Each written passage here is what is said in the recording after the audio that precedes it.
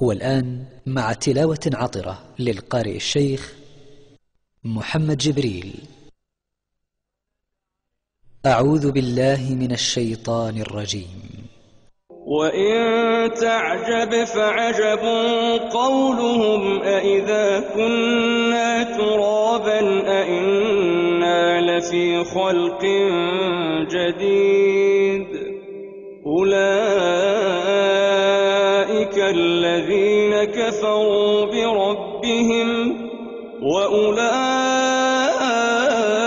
الأغلال في أعناقهم وأولئك أصحاب النار هم فيها خالدون.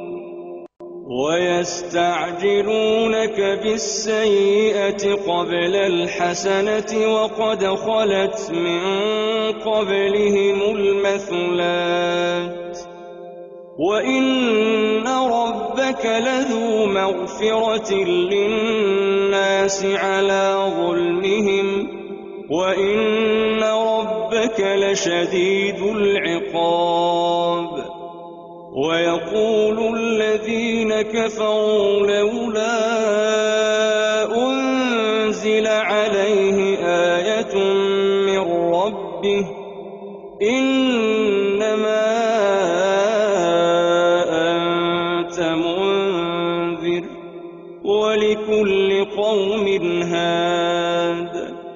الله يعلم ما تحمل كل أنثى وما تغيض الأرحام وما تزداد وكل شيء عنده بمقدار.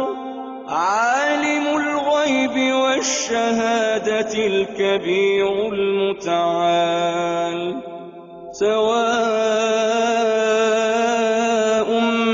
منكم من أسر القول ومن جهر به ومن هو مستخف بالليل وسارب بالنهار.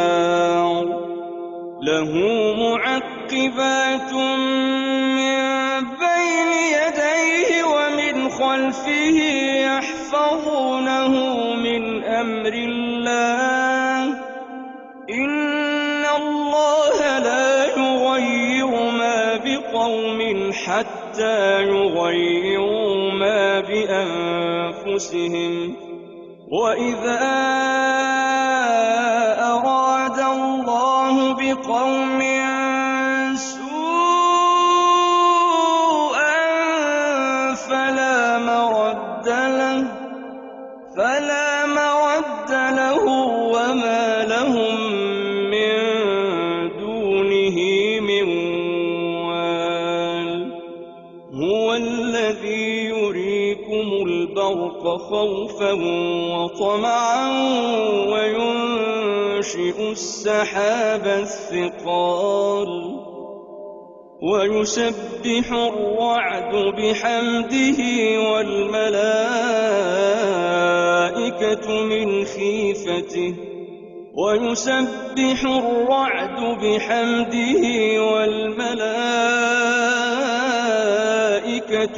خيفته ويرسل الصواعق فيصيب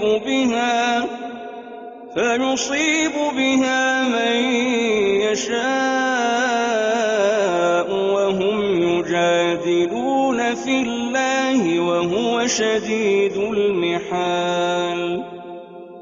له دعوة الحق والذين يدعون من دونه لا يستجيبون لهم بشيء إلا كباسط كفيه إلى الماء ليبلغ فاه وما هو ببالغه وما دعاء الكافرين إلا في ضلال. ولله يسجد من في السماوات والأرض طوعا وكرها وظلالهم بالغدو والآصال قل من رب السماوات والأرض قل الله قل أفاتخذتم من دونه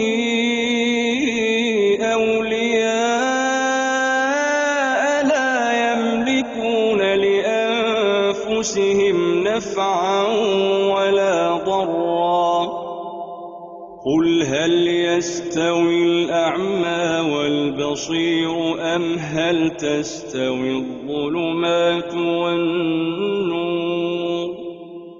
أم جعلوا لله شركاء خلقوا كخلقه فتشابه الخلق عليهم قل الله خالق كل شيء وهو الواحد القهار أنزل من السماء ماء فسالت أودية بقدرها فاحتمل السيل زبدا رابيا ومما يوقدون عليه في النار ابتغاء حلية أو متاع زبد مثله كذلك يضرب الله الحق والباطل فأما الزبد فيذهب جفاء